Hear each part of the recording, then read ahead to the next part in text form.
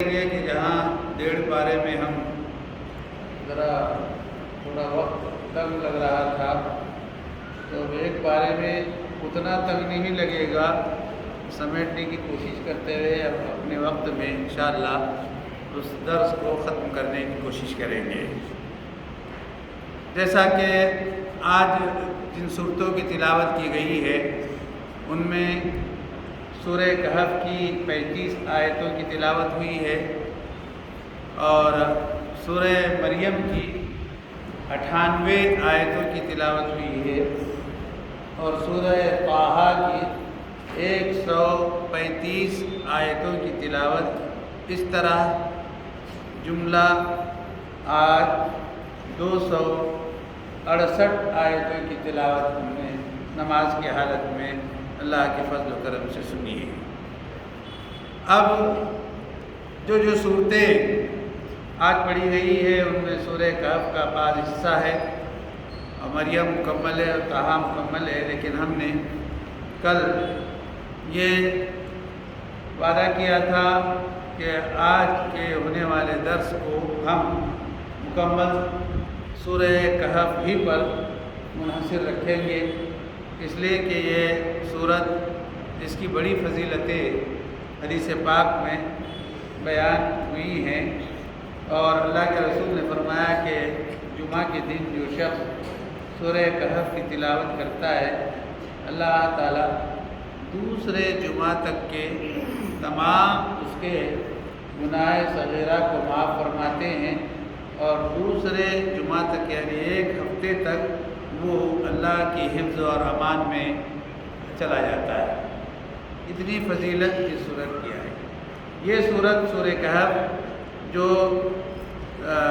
تقریباً 110 آیتوں پر مشتمل ہے اور اس صورت کا جو بیک گراؤنڈ ہے، شان نزول ہے، وہ یہ ہے کہ مشرکین مکہ نے اللہ کے رسول سے سوال کیا تھا اور چونکہ پہلے کی آسمانی کتابوں میں کچھ گزشتہ کے واقعات کے اشارات ملتے تھے، تو ان لوگوں نے مشرکین سے یہ کہا کہ تم اپنے نبی سے پوچھو کہ واقعتاً اگر وہ برحق ہوں گے اور ان کے پاس میں وحی نازل ہوتی ہوگی اور اللہ کے پاس سے جو ہے حضرت جبرائیل ان کے پاس میں آتے ہوں گے تو پھر وہ ضرور ہمارے اس سوال کا جواب دیں گے، لیکن ہم اس وقت تک کہ ان پر ایمان نہیں لاتے جب تک کہ وہ ہمارے اس سوال کا جواب نہ دے دیں۔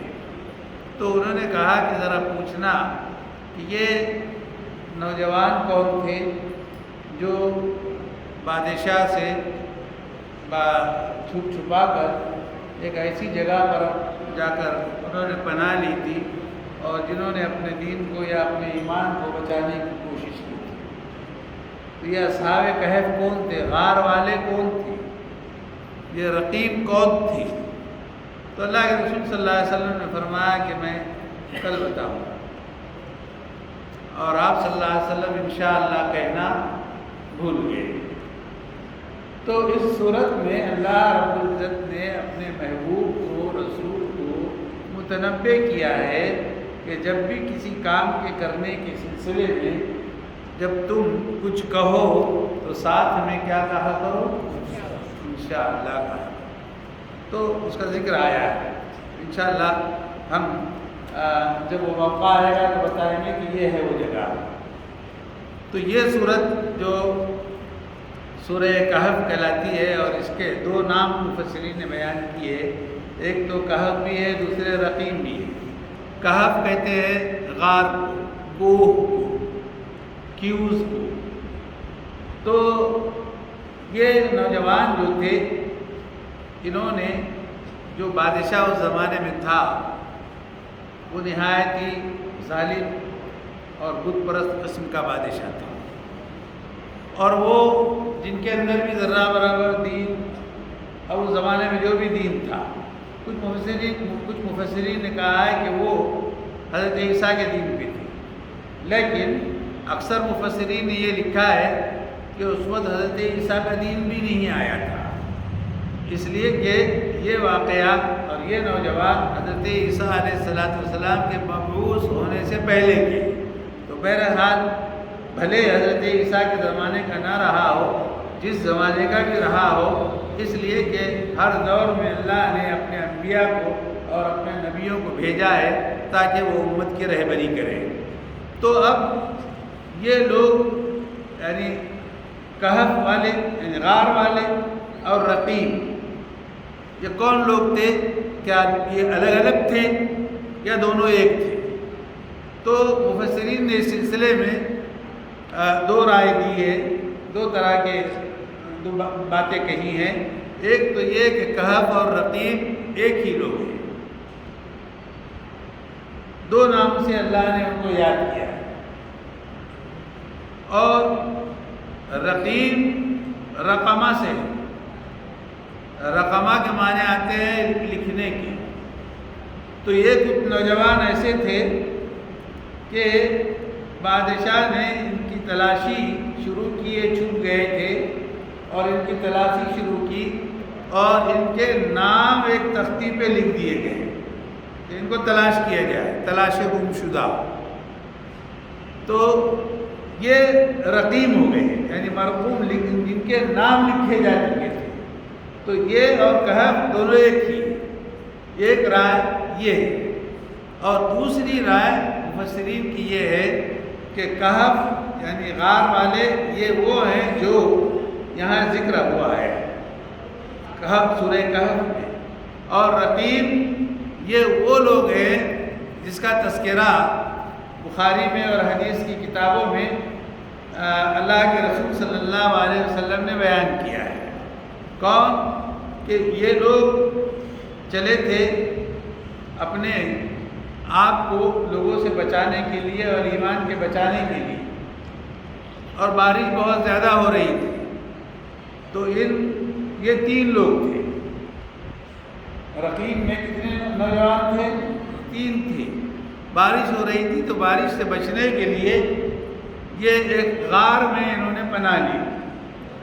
بارش بہت تیز تھی تو بارش سے لڑک کر ایک چٹان آئی اور جو چھوٹا سا راستہ تھا اس راستے کو اس چٹان نے بند کر دیا اور یہ تینوں اس کے اندر پھنس گئے، اور وہ چٹان اتنی بڑی تھی کہ تینوں کی طاقت سے بھی وہ چٹان اپنی جگہ سے ٹل نہیں سکتی تھی۔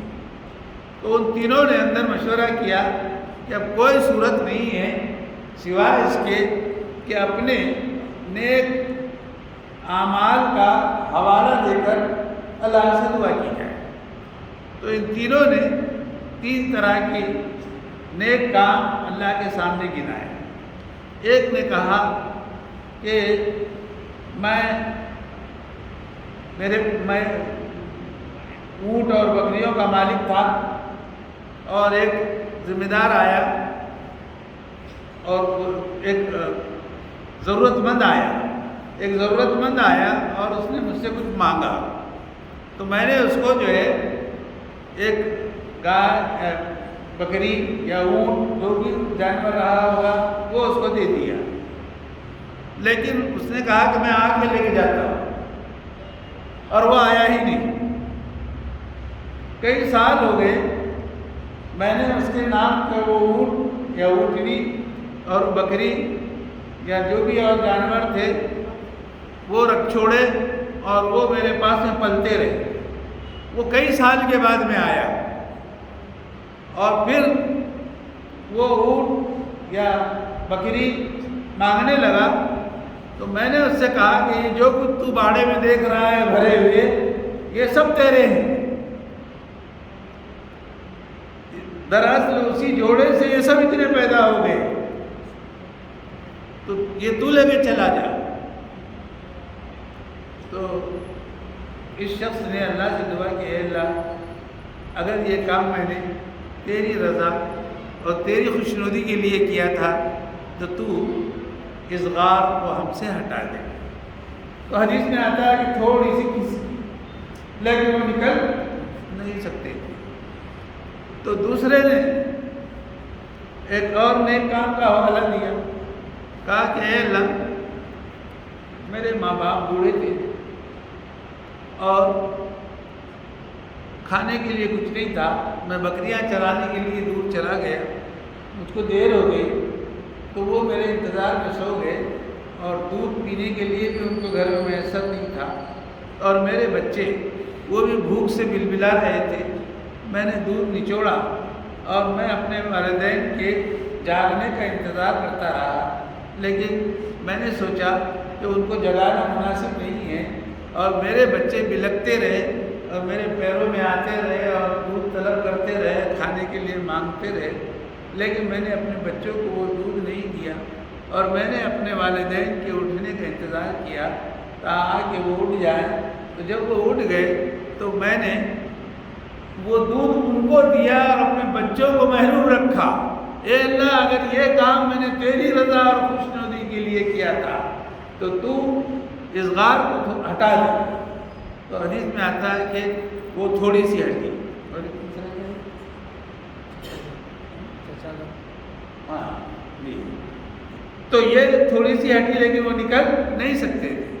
اب تیسرے نے کہا کہ میری ایک چچا زاد بہن تھی اور میں اس سے بہت محبت کرتا تھا. میں نے کسی طرح سے اس کو آرام کرنے کی کوشش کی لیکن وہ میرے چنگل میں نہ آئی. بالآخر وہ محتاج ہو گئی کسی کام کے لیے, کسی ضرورت کے لیے. تو اس کے پاس بھی کچھ پیسے نہیں تھے یا اس کی ضرورت پوری کرنے کے لیے کوئی سامان نہیں تھا, تو وہ مجبوراً میرے پاس آئے. اب میں نے سوچا کہ میں تو کئی دنوں سے اس پر ڈورے ڈال رہا ہوں لیکن یہ میرے چنگل میں آ نہیں رہی ہے, یہ موقع اچھا ہے. تو میں نے اس کو اس کی ضرورت کے پیسے دے دیے اور اس سے یہ کہا کہ اب تو گھر میں آ جا اور میری خواہش کی تکمیل تو کر دے. اے اللہ, میں نے یہ سب کہا, وہ تیار بھی ہو گئی اور میں بالکل اب اس کام کے لیے مکمل طور سے تیار تھا. اور جب میں شروعات کرنے ہی والا تھا تو اس نے کہا کہ اللہ سے ڈر, اور جو اللہ نے مجھ کو جو محفوظ رکھا ہے اس سل کو تو مت توڑ. تو اے اللہ, اچانک مجھے تیرا ڈر اور تیرا خوف محسوس ہوا اور میں نے اس کو محض تیری رضا اور خوشنودی کے لیے اس وقت چھوڑ دیا. اگر یہ کام میں نے تیری رضا اور خوشنودی کے لیے کیا تھا تو اس غار کو ہٹا دی. تو حدیث میں آتا ہے کہ وہ غار ہٹ گئی تھوڑی, اب اس کے اندر سے نکلنے کی جگہ ہو گئی. اس طرح سے وہ تینوں لوگ غار سے نکلے. تو بعض مفسرین نے کہا کہ یہ رقیم, اصحاب رقیم یہ لوگ تھے, یہ تینوں. بہرحال یہ دونوں کا ذکر جو ہے کعب اور رقیم کا اس میں آیا. آئیے ہم آغاز کرتے ہیں اس کا کہ تمام تعریفیں اس اللہ کے لیے جس نے اپنے بندے پر کتاب کو نازل کیا اور اس میں ذرہ برابر بھی کسی قسم کی کجی اور ٹیڑھا پن نہیں رکھا.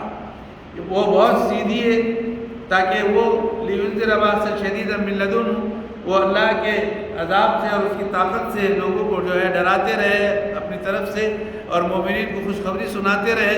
تو جو لوگ نیک عمل کریں گے ان کو یہ خوشخبری سنائے کہ ان کے لیے بڑا اجر جو ہے اللہ تعالیٰ عطا فرمائیں گے اور وہ جو ہے ماکثین فیہ ابدا, اسی میں ہمیشہ ہمیشہ رہیں گے. اس طرح سے اللہ رب العزت نے اللہ کے رسول صلی اللہ علیہ وسلم کو ایک حوصلہ افزا بات بھی کہی ہے کہ یہ لوگ جو ایمان نہیں لا رہے ہیں تو کہیں آپ اپنے آپ کو ہلاک نہ کر ڈالیں ان کے غم میں. فَلَعَلَّكَ بَاخِعٌ نَفْسَكَ عَلَىٰ آثَارِهِمْ, ان کے پیچھے پیچھے دوڑتے ہوئے کہیں آپ اپنے آپ کو ہلاک نہ کر ڈالیں. اگر وہ ایمان نہیں لاتے ہیں ہمارے افسوس کہ آپ اپنے آپ کو جو ہے ہلاک نہ کر ڈالیں. تو یہ جو کچھ بھی ہے زمین کے اوپر زیب و زینت, یہ ان لوگوں کی آزمائش کے لیے کہ کون ان میں بہتر عمل کرتا ہے. پھر فوراً مخاطبت اللہ کے رسول کی طرف ہے کہ کیا تم خیال کرتے ہو کہ غار والے اور رقیم دونوں طرح کی بات ہے, رقیم کے جو نام لکھے تھے وہ بھی اور یہ بھی, یہ ہماری آیتوں میں سے کیا عجیب و غریب چیز نہیں ہے کہ کس طرح سے ہم نے ان کو بچایا, کیسے حفاظت کی, کیسے ہم نے نگرانی کی, وہ کیسے اپنے رب پر ایمان رکھتے تھے, کس قدر ان کو اعتماد تھا, کیسے انہوں نے اپنے ایمان کو بچایا رکھا وغیرہ وغیرہ. تو جب ان نوجوانوں نے جو ہے غار میں پناہ لی اور اپنے رب سے پکار کر یہ دعا کی کہ ہمارے رب ہم کو اپنی جانب سے رحمت عطا فرما اور ہمارے معاملے کو ذرا آسان فرما دے اور سیدھا بنا دے، یہ دعا کی، کوئی نہیں وہاں۔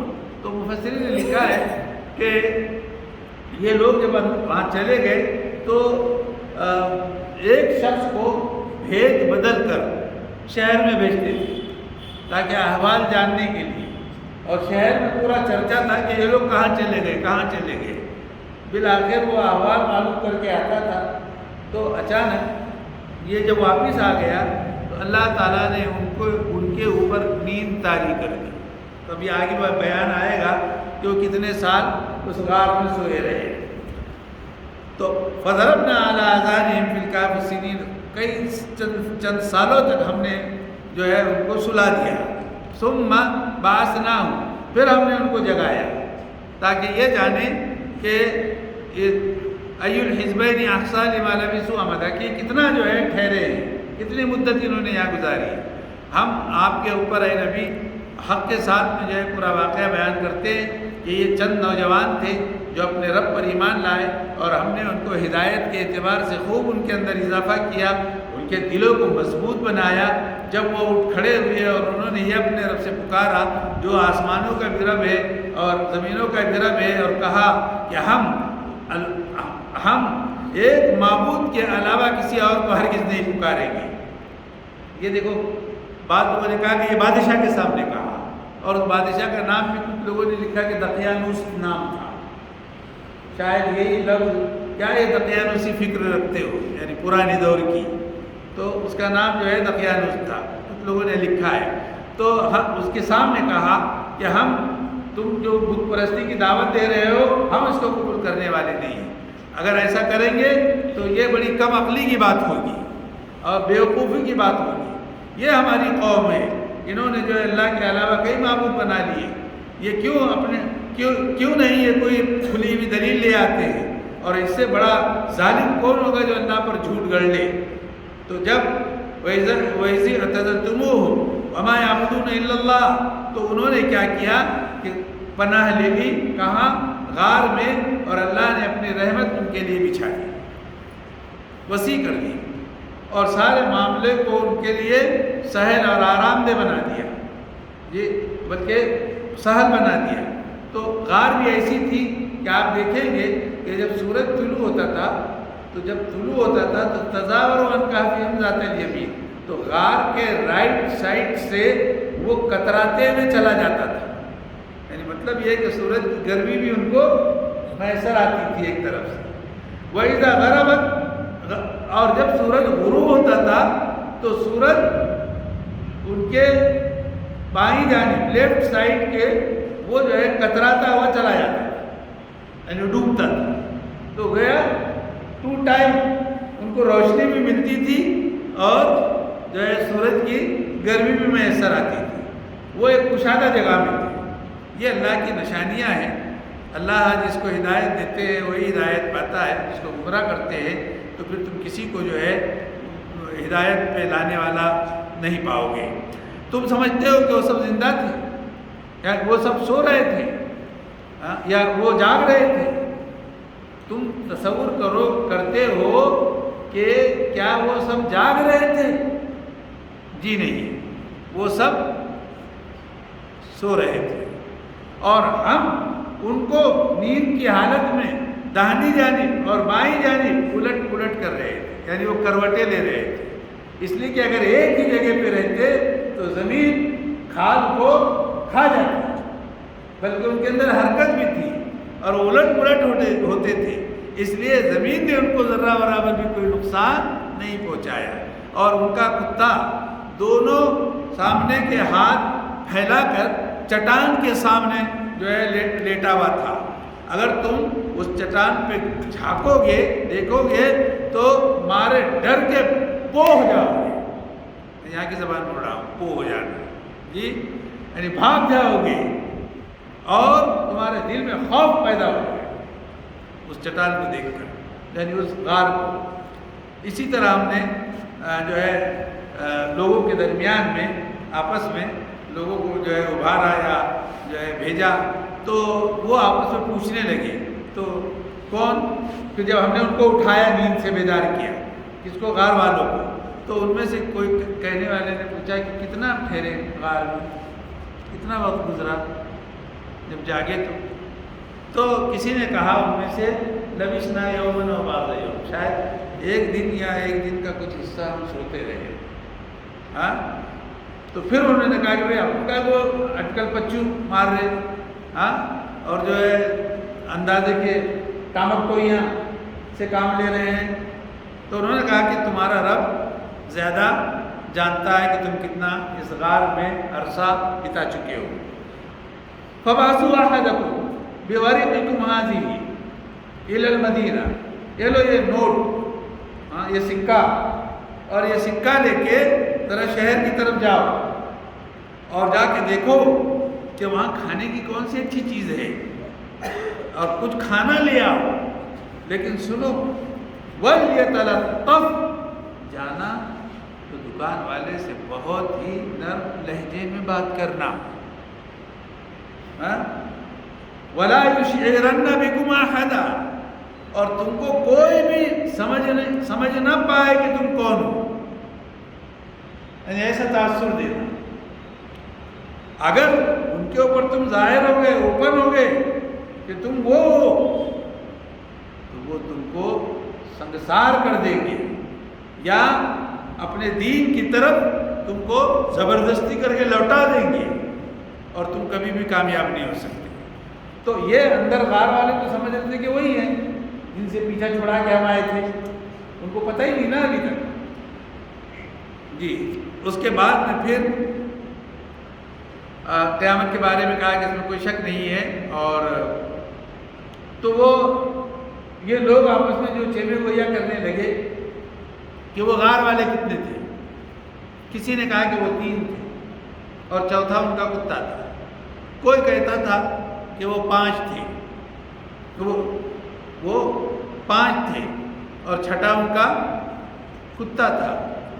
رجمن بالغیب، ہاں، سب ہوا میں تیر چلا رہے تھے، سب اٹکل پچو کی باتیں کر رہے تھے، یعنی کوئی صحیح تعداد بتا بھی نہیں رہا تھا، اور کوئی کہہ رہا تھا کہ وہ 7 تھے، 8واں ان کا کتا تھا۔ تعداد وہ مطلوب نہیں ہے، تعداد اہم نہیں ہے، اسی لیے قرآن اللہ نے فرما دیا کہ آپ بتا دیجئے محمد صلی اللہ علیہ وسلم کہ میرے رب کو ان کی تعداد کا علم ہے، یہ جانتے نہیں ہیں لیکن تھوڑا سا ہی علم ان کو ہے، تو اس سلسلے میں تم ان سے کوئی تکرار مت کیجیے، ہاں، بس چھوٹی موٹی سی، اور کسی سے پوچھیے بھی مت، سوال بھی مت کیجیے، اور یہ بھی مت کہا کیجیے کسی سے کہ میں کل یہ کام کر دوں گا، ہاں، مگر یہ کہ اگر اللہ چاہے، یہ آیت ہے۔ اور وَاذْكُرْ رَبَّكَ إِذَا نَسِيتَ، جب بھی تم کوئی چیز بھول جائے تو فوراً اللہ کا تذکرہ کرو، اللہ کا ذکر کرو، اور کہو کہ میرا پروردگار وہ جو ہے مجھ کو عنقریب رہنمائی اور رہبری فرمائے گا۔ وہ لوگ اس غار میں کتنا ٹھہرے؟ 300 Sanin وازدادوا 9، 300 years and 9 years also، 309 سال تک، کتنے؟ 309 سال۔ قل اللہ عالم بما لبثوا، پھر بھی کہہ دیجئے کہ اللہ کو معلوم ہے صحیح تعداد، اسی کے لیے آسمانوں اور زمین کے غیب کا علم ہے، وہی جاننے والا ہے اس کو اور خوب سننے والا بھی ہے۔ ما لہم من دونہ من ولی، اس کے علاوہ کوئی سازگار، کوئی جو ہے آپ کے دوست نہیں ہے، کوئی مددگار نہیں ہے، اور اس کے حکم میں کوئی شریک نہیں ہے۔ پھر اس کے بعد میں اللہ رب العزت نے کچھ دنیا کے بارے میں سمجھایا ہے کہ دنیا کی طرف آنکھیں پھاڑ کر مت دیکھو اور دنیا کے پیچھے مت لگو، اور دنیا کے سلسلے میں جو ہے کچھ ایسے کام مت کر جاؤ کہ تم اپنے رب کو بھول جاؤ، بلکہ تم ہمیشہ آخرت کو پیش نظر رکھو۔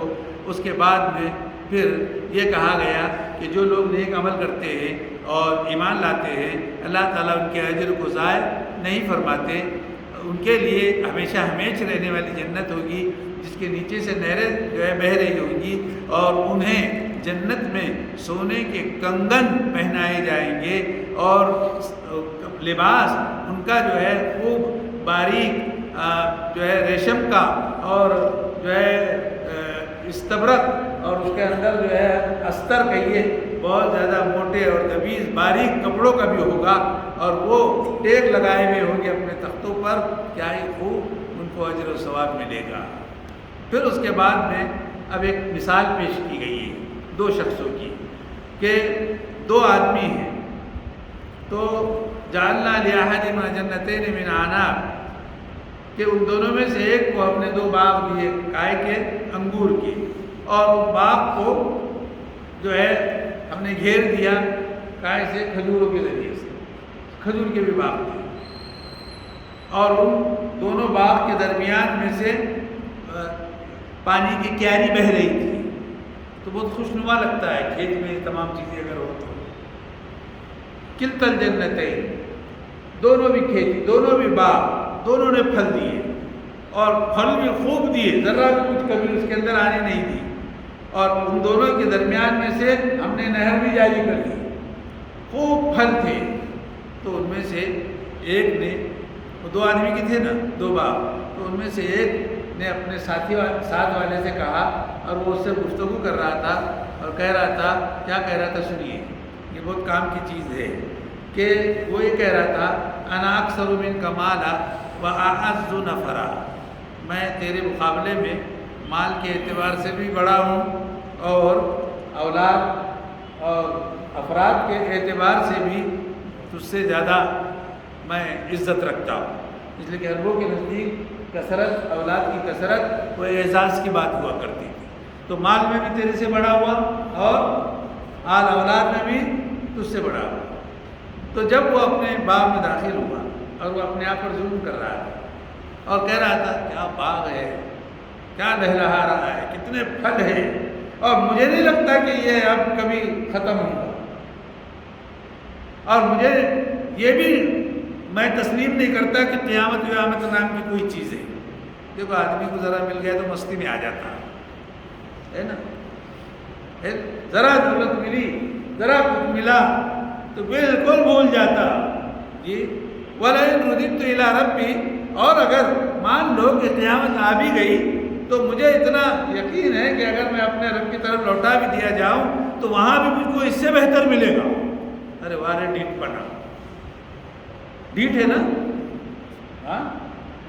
قال له صاحبه، تو اس کا جو ساتھی تھا، یہ تو اس کی باتیں، اس کے ساتھی نے کہا جب وہ اس سے بات کر رہا تھا تو کہہ رہا تھا اکفرت بالذی خلقک من تراب، کیا تو اس ذات کی تکفیر کر رہا ہے، کیا تو اس ذات کا انکار کر رہا ہے جس نے تجھ کو مٹی سے پیدا کیا، پھر نطفے سے پیدا کیا، پھر تجھ کو ڈھالا، تجھ کو سیدھا بہت خوبصورت سا ایک مرد بنایا، ایک انسان بنایا۔ لیکن مجھ کو دیکھو، میں تو یہ کہتا ہوں کہ وہ اللہ ہے، میرا رب ہے، میں اپنے رب کے ساتھ کسی کو شریک نہیں ٹھہراؤں گا۔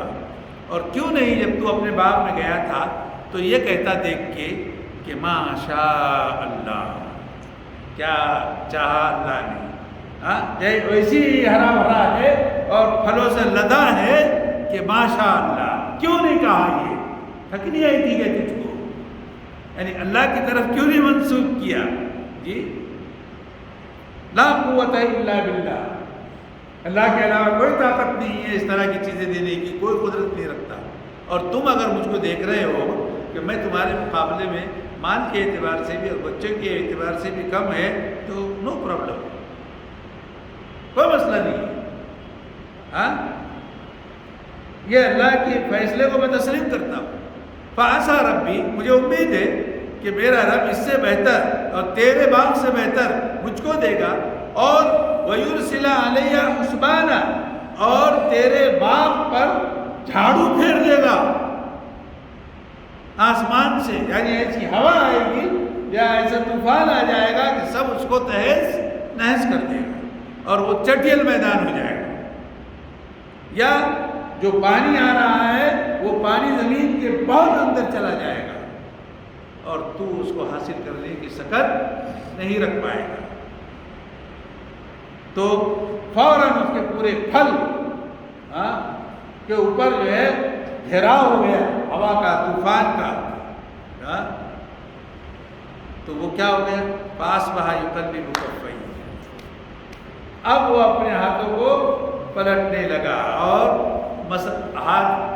ہتھیلیاں ملنے لگا، جو کچھ بھی خرچ کیا تھا اس نے اس کے اوپر لگایا تھا، حالانکہ وہ باغ کٹیوں پر گرا ہوا تھا، یعنی مطلب یہ ہے کہ اتنا پھل گیا تھا اور اتنی شاخیں لگ گئی تھی کہ وہ جو ہے جب کوئی چیز کی کثرت ہوتی ہے تو جگہ نہیں کافی ہوتی تو لٹکنا شروع ہو جاتی ہے نا، اور وہ کہہ رہا تھا کہ کاش میں اپنے رب کے ساتھ بھی کسی کو شریک نہ ٹھہراتا۔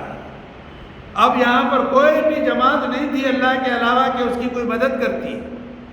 جی ایک مثال اور دی اللہ نے کہ دنیا کی زندگی کی مثال آسمان سے نازل ہونے والے اس پانی کی طرح ہے کہ وہ پانی جب زمین کے پودوں سے جا کے ملتا ہے اور پھر وہ اگاتا ہے، پھر دانے آتے ہیں، پھر اس کے بعد میں وہ بالیاں سوکھ جاتی ہیں اور پھر سوکھ کر ہوا اس کو اڑا دیتی ہے تو دانے نکل آتے ہیں۔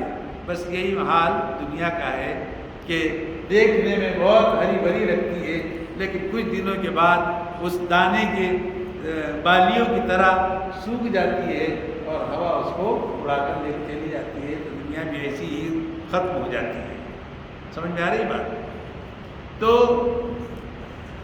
اللہ ہر چیز پر قادر ہے۔ جہاں تک مال کا سوال ہے، بیٹوں کا مسئلہ ہے، زندگی دنیاوی زندگی کی زیب و زینت کا مسئلہ ہے، تو یہ ساری چیزیں ظاہر ہے کہ فنا ہونے والی ہے، اور جو چیز اللہ کے پاس میں باقی رہنے والی ہے وہ نیک اعمال ہے، وہی بہتر ہے۔ اور امید کے اعتبار سے کہ انسان یہ امید رکھے، پھر وہ وقت آئے گا کہ ہم پہاڑوں کو چلا دیں گے اور زمین کو تم دیکھو گے کہ زمین بھی جو ہے وہ ظاہر ہو جائے گی خوب، اور ہم سب لوگوں کو جمع کریں گے اور ایک کو بھی نہیں چھوڑیں گے۔ کہاں ہوگا یہ سب؟ کہاں ہوگا بولو؟ قیامت میں ہے نا، ایک کو بھی ہم نہیں چھوڑیں گے اور اپنے رب کے سامنے صف در صف وہ جو ہے پیش کیے جائیں گے۔ لقد جئتمونا کما خلقناکم اول مرہ، اور تم اسی طرح ہمارے پاس میں آئیں گے جیسے ہم نے تم کو پہلے پیدا کیا تھا۔ تو بلزام تم اللہ، اور تم کو یہ سوچتے تھے کہ شاید لوٹ کے آنا نہیں ہے، تم ایسا خیال کرتے تھے۔ اب کتاب وہاں میزان میں رکھ دی جائے گی، کھول دی جائے گی، اور مجرمین ڈرتے ہوئے دیکھیں گے اور کہیں گے یا ویلتنا، افسوس کیا ہو گیا اس کتاب کو، اس رجسٹر کو، کہ ذرہ برابر نہ چھوٹی بات چھوڑی ہے نہ بڑی بات چھوڑی ہے، سب لکھ پا رہا ہے۔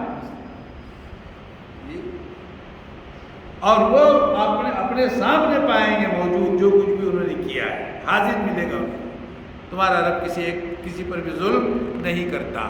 پھر میرے عزیزو اس کے بعد میں کچھ جنت کا اور کچھ جو ہے جہنم کا تذکرہ اور کچھ مشرکین کا اور کچھ مجرمین کا تذکرہ آیا ہے، لیکن اس کے بعد جو اہم ایک بات ہے وہ سفر ہے حضرت موسیٰ علیہ السلام کا، کہ جو انہوں نے کیا تھا، اور مفسرین نے لکھا ہے کہ حضرت موسیٰ علیہ السلام سے کسی نے سوال کیا تھا، ایک حدیث میں بیان کیا گیا کہ اس روئے زمین پر سب سے جاننے والا کون ہے، سب سے زیادہ بڑا جاننے والا کون ہے؟ تو حضرت موسیٰ علیہ السلام ظاہر ہے کہ اولو العزم نبی ہیں، پیغمبر تھے، اور وہ روئے زمین پر وہی سب سے زیادہ جاننے والے تھے۔ بات بھی کوئی غلط نہیں تھی، صحیح تھی۔ انہوں نے جواب دیا اس پوچھنے والے کا، کہ اس نے پوچھا پوچھنے والے نے کہ کون ہے سب سے زیادہ اس روئے زمین پر جاننے والا، تو حضرت موسیٰ علیہ السلام نے کہا کہ وہ میں ہوں۔ تو یہ بات اللہ کو ناپسند آئی کہ اگر بھلے بات صحیح ہے لیکن یہ کہنا چاہیے تھا حضرت موسیٰ علیہ السلام نے کہ وہ جاننے والے تو سب سے زیادہ اللہ ہیں، لیکن مجھ کو بھی کچھ نہ کچھ علم اللہ نے اپنے واسطے سے دے رکھا ہے، ایسی بات کرنی چاہیے. تو اب اللہ نے حضرت موسیٰ علیہ السلام کو یہ بتا دیا کہ وَإِذْ قَالَ مُوسَىٰ لِفَتَاهُ، موسیٰ علیہ السلام نے اپنے نوجوان سے جو ساتھ میں رہا کرتا تھا اس کا نام تھا یوشع بن نون. یوشع بن نون، یوشع بن نون. ابھی 2 روز پہلے جو ہے ان کی یوشع بن نون کی خبر کوئی بتا رہا تھا سیریا میں کہاں پر ہے. بہت لمبی چوڑی خبر تھی، میں اس کو دیکھ نہیں پایا، سن بھی نہیں سکا، لیکن ان کا پورا واقعہ، وہ جو ایک عرب تھا وہاں کھڑا ہوا، وہ پورا واقعہ سورہ کہف سے لے کر بیان کر رہا تھا. تو بہرحال حضرت موسیٰ علیہ السلام کے ساتھ وہ نوجوان تھا. حضرت موسیٰ علیہ السلام نے اپنے نوجوان سے کہا کہ بس میں اب اس جگہ سے ہٹوں گا نہیں، چلتا ہی رہوں گا جب تک کہ میں 2 دریاؤں کے ایک جگہ بہنے کی جگہ تک نہ پہنچ جاؤں. یعنی 2 دریا جو الگ الگ بہ رہے ہیں اور پھر ایک دریا میں وہ گرنے لگ جاتے ہیں، جب تک وہاں نہ پہنچ جاؤ تب تک میں چلتا رہوں گا. یا کتنی صدی کیوں نہیں لگ جاتی تو میں چلتا ہی رہوں گا. کیا جاننے کے لیے؟ اس لیے کہ اللہ تعالیٰ نے یہ کہا تھا کہ تم سے زیادہ علم والے بندے کو ہم تمہاری ملاقات کراتے ہیں. اور کون ہے وہ؟ حضرت خضر علیہ السلام. جی تو جب بہرحال تو مفسرین نے لکھا ہے کہ یہ جو 2 دریا ہیں، تو کسی نے لکھا کہ وہ بحر فارس ہے، بحر فارس اور بحر روم. یہ 2 دریا کے نام تو ہیں، لیکن دونوں جا کے کسی ایک دریا میں نہیں ملتے، دونوں الگ الگ جگہ بہتے ہیں.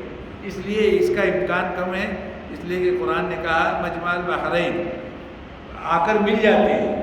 تو پھر کسی نے کہا کہ یہ افریقہ کے دریاؤں میں سے 2 دریا ہیں.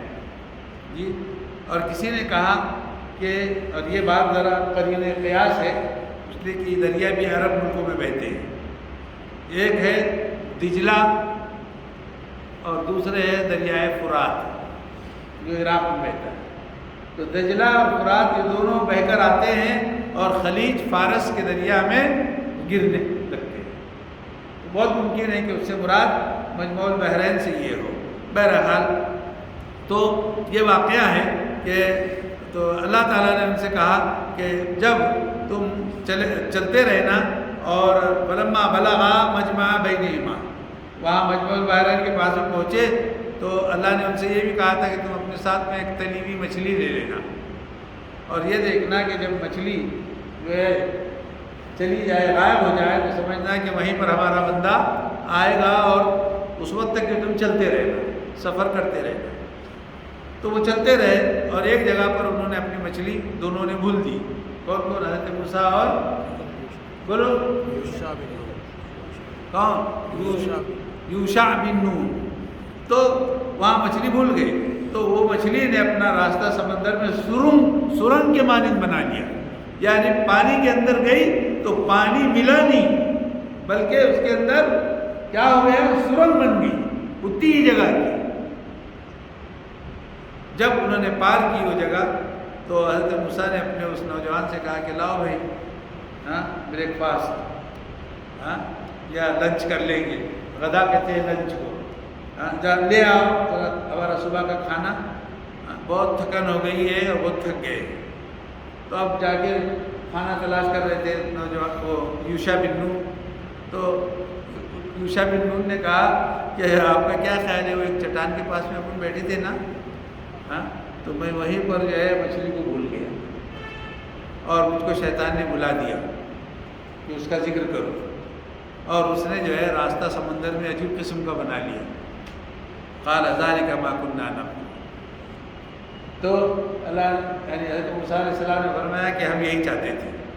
یعنی مطلب اللہ نے جو وہی کی تھی نا کہ ایسی ایسی جگہ ہوگی، یہی ہماری مراد تھی.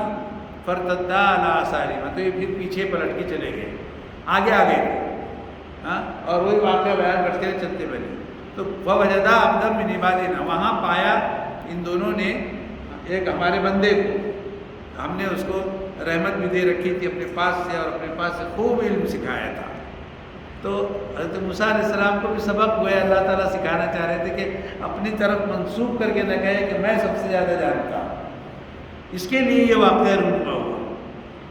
تو حضرت موسیٰ نے فرمایا اس نوجوان وہ جو آدمی نیا آدمی آیا تھا حضرت خضر تھے کہ کیا میں آپ کے ساتھ چلوں، کچھ سیکھ لوں گا آپ سے، جو کچھ آپ کو سکھایا گیا ہے میں بھی سیکھ لوں۔ تو حضرت خضر نے کہا کہ تم میرے ساتھ میں چلنے کی تاب نہیں لا سکو گے، تم صبر نہیں کر پاؤ گے، اور کیسے صبر کرو گے کہ تم کو ابھی اتنا ایکسپیرینس ہی نہیں ہے، تم کو اتنا نالج ہی نہیں ہے۔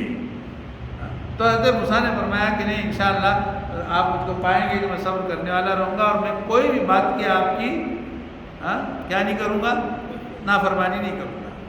تو حضرت خضر نے فرمایا کہ ٹھیک ہے، اگر تم مجھ کو فالو کرنا چاہتے ہو تو مجھ سے کسی چیز کے بارے میں اس وقت تک کہ نہیں پوچھنا جب تک کہ میں خود تم کو نہ بتا دوں یا میں خود اس کا تذکرہ نہ کر دوں۔ دونوں چل پڑے۔ اب کون کون چل پڑے؟ دونوں، حضرت خضر اور حضرت موسیٰ علیہ السلام، دونوں چل پڑے، یہاں تک کہ وہ دونوں ایک کشتی میں سوار ہو گئے۔ تو کشتی میں سوار ہونے کے بعد میں حضرت خضر نے اس کو سوراخ کر دیا، پھاڑ دیا۔ تو حضرت موسیٰ بول پڑے، کیا آپ نے چیر دیا، اس کو سوراخ کر دیا تاکہ کشتی میں سوار لوگوں کو ڈبو دے؟ آپ نے تو بہت ہی برا کام کیا۔ تو فوراً حضرت خضر نے فرمایا کہ کیا میں نے تم سے نہیں کہا تھا کہ تم میرے ساتھ صبر نہیں کر پاؤ گے؟ تو حضرت موسیٰ نے فرمایا کہ آئی ایم سوری،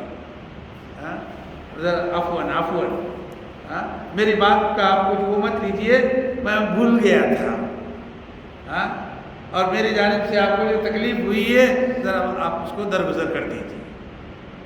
فانطلقا، پھر وہ چل پڑے۔ تو یہاں بھی حضرت خضر نے ان کو گویا معاف کر دیا۔ اب وہ دونوں چل پڑے، یہاں تک کہ ایک چھوٹا سا بچہ ملا۔ تو حضرت خضر نے اس کو گردن اڑا دی، چھوٹے بچے۔ تو حضرت موسیٰ نے دیکھا کہ اچھا خاصا بچہ، چاند کا سا، اور مار ڈالا۔ تو حضرت موسیٰ بول پڑے کہ کیا آپ نے ایک سیدھی سادی بے گناہ جان کو مار ڈالا، قتل کر دیا بغیر کسی وجہ کے، بغیر کسی جرم کے؟ آپ نے تو بہت برا کام کیا۔ یہاں پہ ایک پارہ ختم ہو گیا 15واں، اور جلدی سے ہم ختم کرتے ہیں، آگے کے دو تین صفحے رہ گئے۔ تو فوراً حضرت خضر کہنے لگے کہ کیا میں نے تم سے نہیں کہا تھا؟ تو حضرت موسیٰ نے فرمایا کہ اچھا اب اگر پوچھوں گا نا، اس کے بعد اگر پوچھا تو مجھ کو اپنے ساتھ میں نہیں رکھنا، آپ کو بہت میری جانب سے کلفت ہوئی ہے، اور بہت زیادہ میری وجہ سے آپ کو مطلب ذرا تھوڑا بار ہوا ہے، تو میں معافی چاہتا ہوں۔ پھر وہ دونوں چل پڑے، اور یہ تیسری مرتبہ، یہاں تک کہ وہ ایک گاؤں بستی کے پاس میں آ گئے، وہ بھوکے جی۔ تو ان دونوں نے بستی والوں سے کھانا مانگا۔ بستی والوں نے کہا چلو ہوتا ہے، وہی آتے سب مانگنے والے، انہوں نے انکار کر دیا۔ تو حضرت خضر نے دیکھا کہ وہ بستی میں ایک دیوار ہے جو گرا چاہتی ہے، تو حضرت خضر نے اس کو اتار کے سیدھی بنا دیا۔ تو حضرت موسیٰ نے فرمایا کہ پہلے تو پیٹ میں کچھ نہیں، اور وہ بھی پھوکٹ کام کر دیے، ایسا کیسا، سب عقل سے پرہیز باتیں لگ رہی۔ تو حضرت موسیٰ نے فرمایا کہ اگر آپ چاہتے تو اس دیوار کے بنانے پر اجرت لے سکتے تھے۔ تو حضرت خضر نے فرمایا ھذا فراق بینی و بینک، چلو جدائی ہو گئی اپنی تمہاری اور میری، لیکن جہاں تک وہ جو سوالات تم نے دیکھے تھے اس کی وجہ کیا تھی وہ بھی تم کو بتا دوں۔ لیکن حضرت موسیٰ نہیں سمجھ سکتے، حضرت خضر سب سمجھ رہے تھے، ہے نا، تو یہ علم میں بڑے ہوئے کہ نہیں ہو رہے جی۔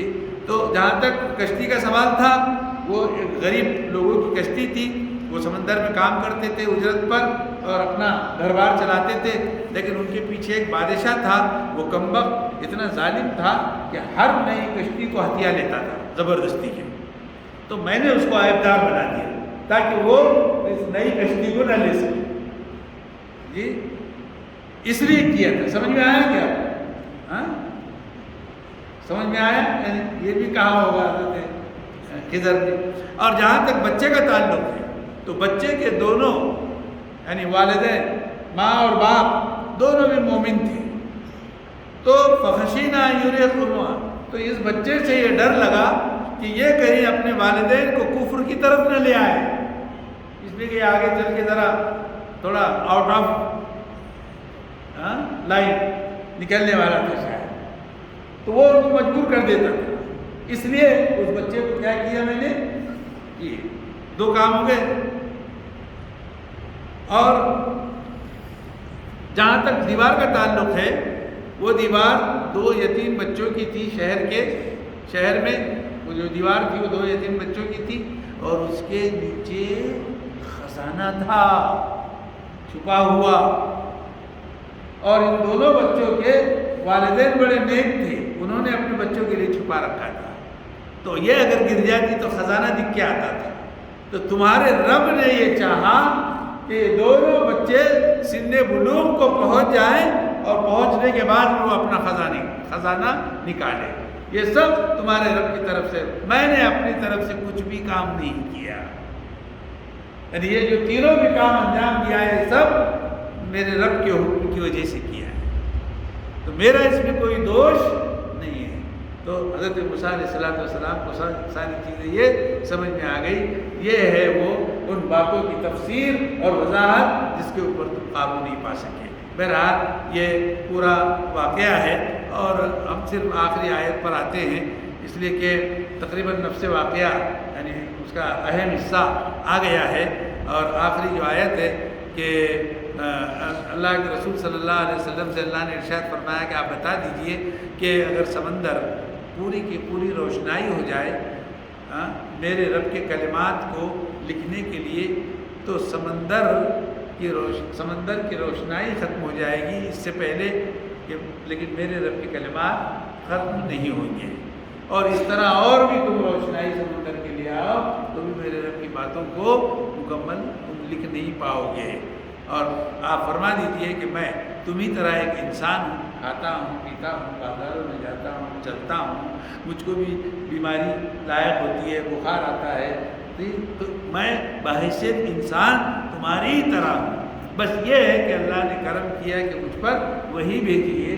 حضرت جبرائیل میرے پاس میں آتے ہیں تو تم لوگ صرف ایک ہی کو اپنا معبود بنانا، اور جو کوئی بھی اپنے رب سے ملاقات کی امید رکھتا ہے تو اس کے لیے کمپلسری ہے کہ وہ اپنے نیک اعمال اس دنیا میں کرتا رہے، اور اپنے رب کے ساتھ عبادت میں کسی کو بھی شریک نہ ٹھہرائے۔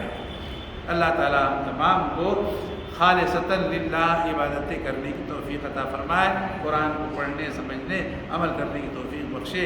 ربنا تقبل منا انك انت السميع العليم وتب علينا انك انت التواب الرحيم، وصلى الله تعالى على خير خلقه محمد وعلى اله وصحبه اجمعين۔